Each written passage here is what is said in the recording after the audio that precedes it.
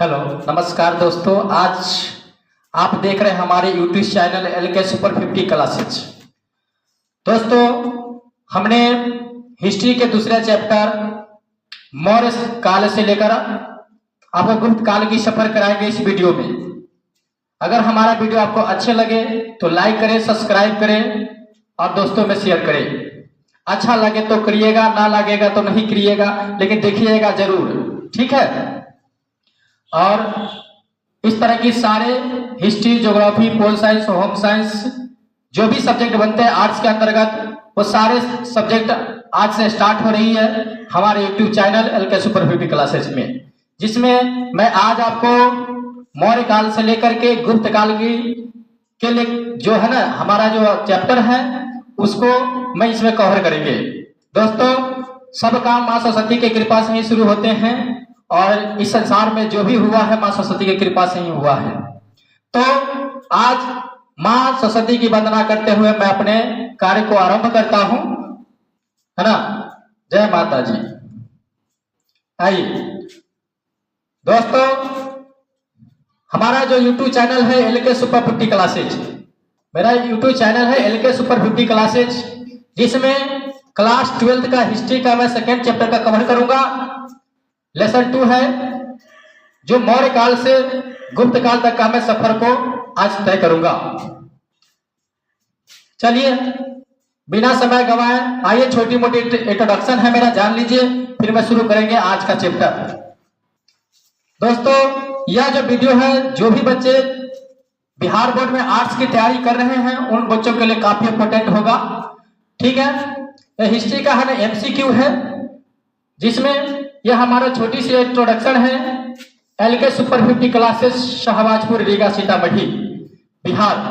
यह हमारा ऑफलाइन संस्था की ये संस्था है जो आपको हमारे शाहबाजपुर गांव, रीगा, सीतामढ़ी में पड़ता है।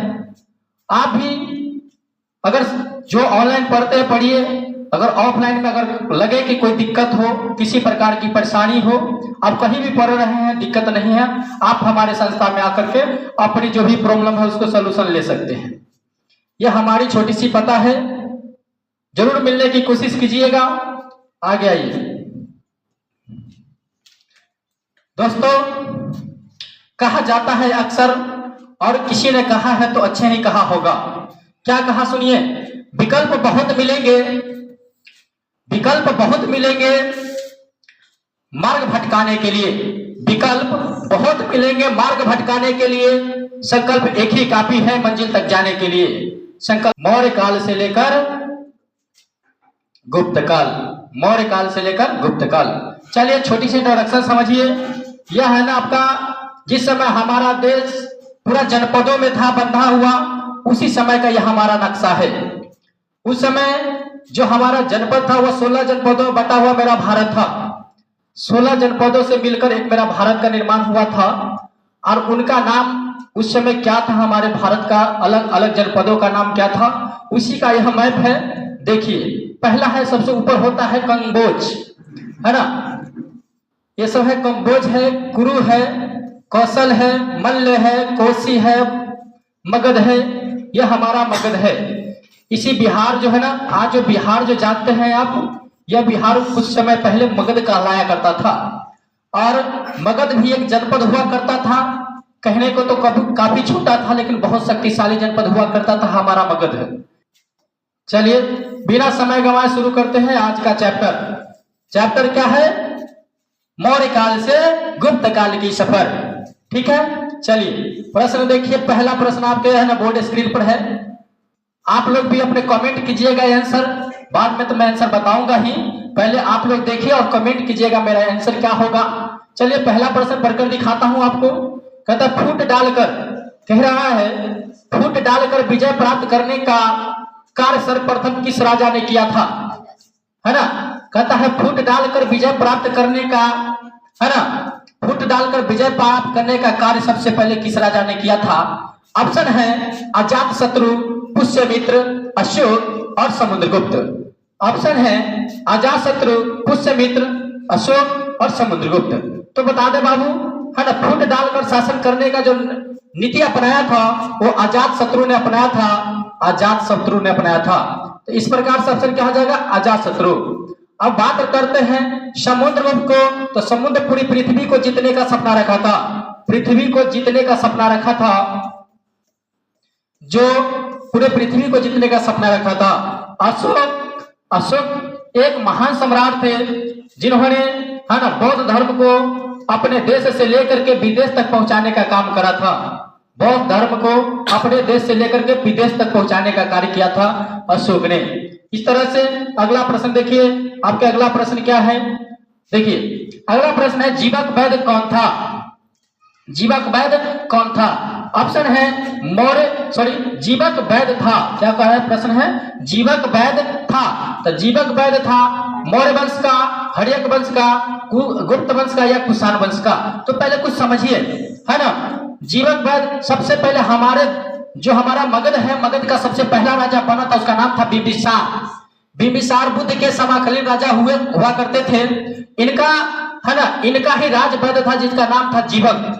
और एक इनसे खास बात यह होता है कि जीवक वैद्य ने ही हमारे बगल की राजधानी जो है ना, बगल की जो जनपद था अवंती, वहां जा करके है ना उसने इलाज करा था किसको, चंद्रप्रद्योत को।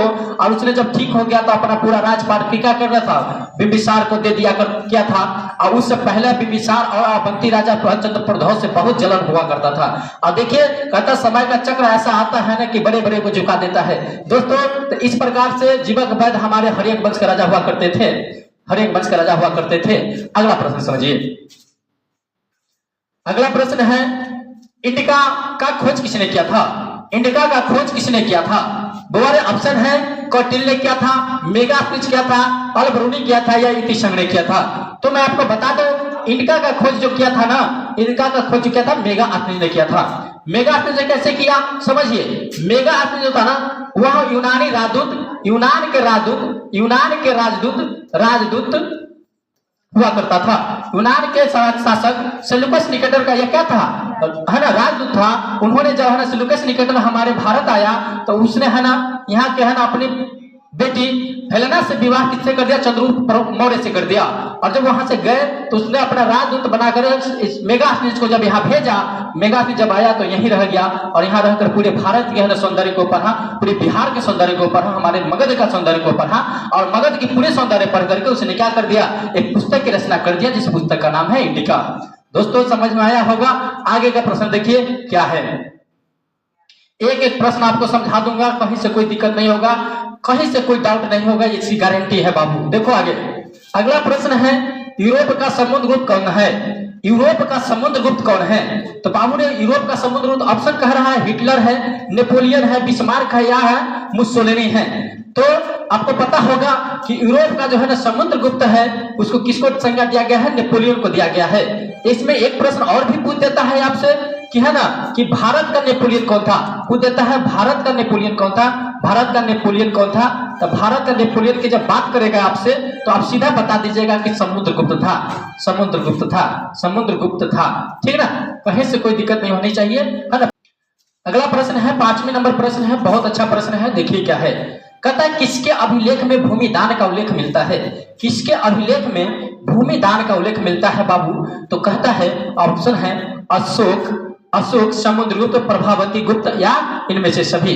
तो आपको बता दे कि है ना अशोक के है ना अशोक के अभिलेख में भूमिदान का उल्लेख मिलता है। और एक बात बता दे है ना, अशोक एक ऐसे सम्राट थे जिन्होंने 84,000 स्तूपों का निर्माण कराया था, 84,000 स्तूपों का निर्माण कराया था, जिसमें से कुछ स्तूप कच्चे मिट्टी का बना था और कुछ स्तूप पक्के मिट्टी का बना था, पक्के ईंटों का बना था, पक्के ईंटों को बना हुआ करता था। जिसमें से कच्चे ईंटों वाला जो था वो नष्ट हो गया, पक्के ईंटों में एक आज भी वर्तमान है जिसका नाम है सांची स्तूप, जो काफी है ना काफी शोभनीय है और दर्शनीय है। चलिए अगला प्रश्न देखते हैं। अगला प्रश्न है कि प्रश्न है 6, कहता अशोक किस वंश का शासक था, अशोक किस वंश का शासक था। तो आपको बता दे अशोक जो था ना मौर्य वंश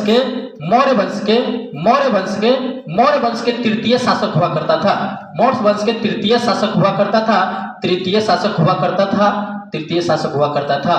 क्योंकि मौर्य वंश की जो स्थापना किया था, मौर्य वंश की जो स्थापना किया था वो चंद्रगुप्त मौर्य किया था, चंद्रगुप्त मौर्य किया था, चंद्रगुप्त मौर्य किया था। और चंद्रगुप्त का बेटा का नाम था बिंदुसार, चंद्रगुप्त बेटा का नाम था बिंदुसार, और बिंदुसार का बेटा हुआ करता था अशोक, बिंदुसार का बेटा हुआ करता था अशोक। इस प्रकार से अशोक का संबंध किस वंश से हो जाएगा? मौर्य वंश से हो जाएगा, मौर्य वंश से हो जाएगा। अगला प्रश्न देखिए, अगला प्रश्न है आपके बोर्ड स्क्रीन पर, देखिए कहता है 7वां नंबर प्रश्न कहता है, बहुत सुंदर प्रश्न है, कौटिल्य की कृति है, कौटिल्य का कृति है। तो पहले कौटिल्य के बारे में पूरा नाम उनका जान लीजिए क्या है। इनका पूरा नाम है विष्णुगुप्त चाणक्य कौटिल्य, इनका पूरा नाम है विष्णुगुप्त चाणक्य कौटिल्य। और इन्होंने ही अपने अथक प्रयास से चंद्रगुप्त मौर्य को है ना मगध का राजा बनाया था। और इन्होंने मगध की पूरे अर्थव्यवस्था को है ना समझाने के लिए एक अर्थशास्त्र नामक पुस्तक लिखा था, जो पुस्तक, तो इस प्रकार से इनका आंसर हो जाएगा अर्थशास्त्र के इनका कृति हुआ करता था। कहीं कोई दिक्कत? अगला प्रश्न देखिए, अगला प्रश्न है, बहुत सुंदर प्रश्न है। प्रश्न कहता है प्रयाग प्रशस्ति किसकी रचना है? तो बता दें, और प्रयाग प्रशस्ति से सबसे ज्यादा जानकारी मिला है तो समुद्रगुप्त के बारे में मिला है। किसके बारे में मिला है? समुद्रगुप्त के बारे में मिला है। और यह जानकारी देने वाले व्यक्ति का नाम है हरिसेन। क्या है? हरिसेन। इस प्रकार से प्रयाग प्रशस्ति के रचनाकार कौन हुआ करते थे? हरिसेन हुआ करते थे, हरिसेन हुआ करते थे। अगला प्रश्न देखिए, अगला प्रश्न है मेगास्थनीज किसके दरबार में आया था? मेगास्थनीज किसके दरबार में आया था? तो अभी मैं कहानी सुनाया था जो है ना मेगास्थनीज का, कि चंद्रगुप्त मौर्य के दरबार में आया कर किया था हेलेना को देखने। तो इस प्रकार से आंसर हो जाएगा चंद्रगुप्त मौर्य। अगला प्रश्न देखिए, प्रश्न है 10 नंबर, बहुत अच्छा प्रश्न है। प्रश्न कहता है कि पाटलिपुत्र का स्थापना किसने किया था? पाटलिपुत्र का स्थापना किसने किया था? तो बुआ ने ऑप्शन दिया हुआ है बिंबिसार, उदयन, अजातशत्रु या चंद्रगुप्त मौर्य। तो आपको बता देते हैं, पहले समझिए बात को, आपको बता दे हर्यक वंश, हर्यक वंश की जो स्थापना किया था वो बिंबिसार ने किया था, बिंबिसार ने किया था। बिंबिसार ने, बिंबिसार का बेटा हुआ अजातशत्रु। क्या हुआ? अजातशत्रु, अजातशत्रु है ना। इसका बेटा हुआ जिसका नाम था उदयन। क्या था? उदयन, है ना। आपको बता दे बिंबिसार ने है ना जब बिंबिसार यहाँ का राजा बना तो उस समय हमारा मगध काफी छोटा हुआ करता था, काफी छोटा हुआ करता था। इसने विवाह प्रसंग करके और कुछ युद्ध करके हमारे मगध को काफी लंबा किया, काफी लंबा किया। लेकिन कहता है ना दोस्तों, है ना, इसके बाद हुआ एक कि है ना बिंबिसार जिस समय मतलब मगध में है ना सबसे पहला बार इसने जो विवाह किया था वो हेलेना चेलना से किया था। उससे अजातशत्रु जन्म लिया, लेकिन अजातशत्रु सियान हो चुका था, इसका विवाह नहीं कर रहा था और अपने विवाह कर रहा था। और पर अजातशत्रु खिसिया गया और उसको मार दिया, है ना, और मार दिया। और वो इसी प्रकार से है ना उदयन ने भी क्या किया? अजातशत्रु को मार दिया। इसलिए हर्यक वंश को पितृहीनता के वंश के नाम से भी जाना जाता है। तो समझिए, अब अजात बिंबिसार जब यहाँ का राजा हुआ करता था तो उस समय अपने राजधानी जो मगध का बनाया था वो राजगिरी बनाया था, राजगिरी बनाया था। क्या बनाया था? राजगिरी बनाया था। और यह राजगिरी है ना, राजगिरी अजातशत्रु के काल में भी रह गया, राजगिरी वहीं रह गया। लेकिन जैसे उसने अजातशत्रु मारा है ना, उदयन ने क्या किया? राजगिरी को बदल करके पाटलिपुत्र कर दिया। क्या कर दिया? पाटलिपुत्र कर दिया, पाटलिपुत्र कर दिया। इस प्रकार से है ना पाटलिपुत्र के निर्माण का श्रेय जो जाता है उदयन को जाता है। किसको जाता है?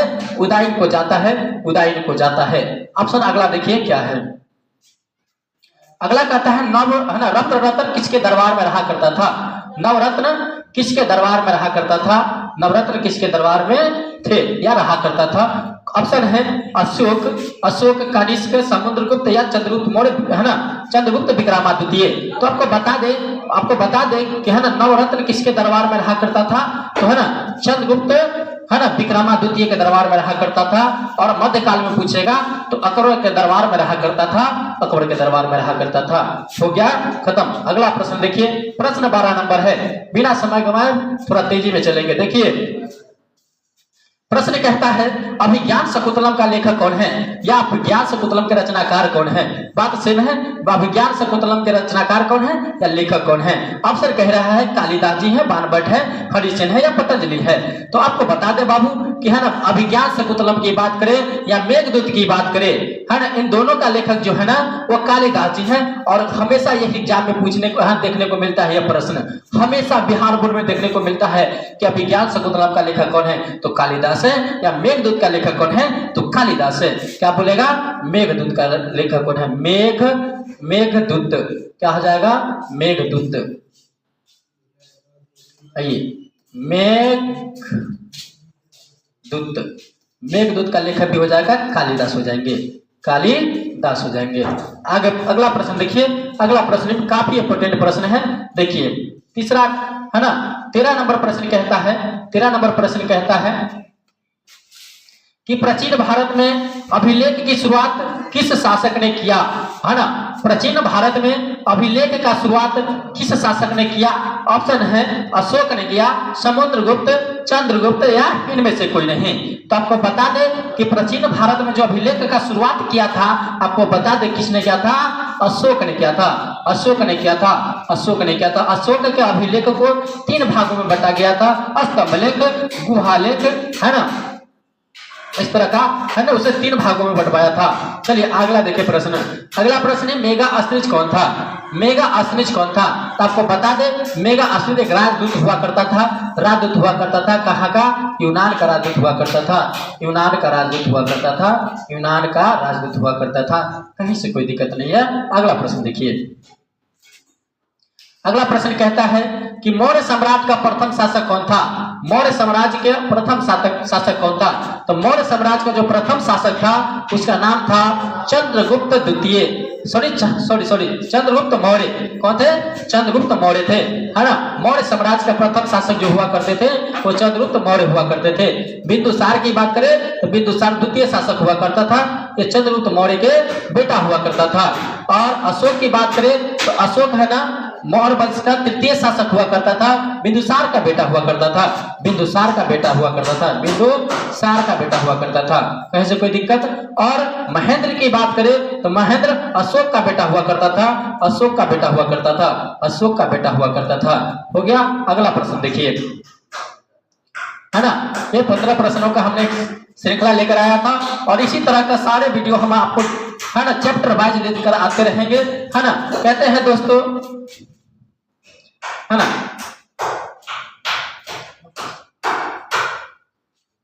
कहा जाता है दोस्तों, वक्त से लड़कर जो नसीब बदल दे, वक्त से लड़कर जो नसीब बदल दे, इंसान वही जो अपनी तकदीर बदल दे, इंसान वही जो अपनी तकदीर बदल दे। कल क्या होगा कभी कभी मत सोचो, कल क्या होगा कभी मत सोचो, क्या पता कल वक्त खुद अपनी तस्वीर बदल दे।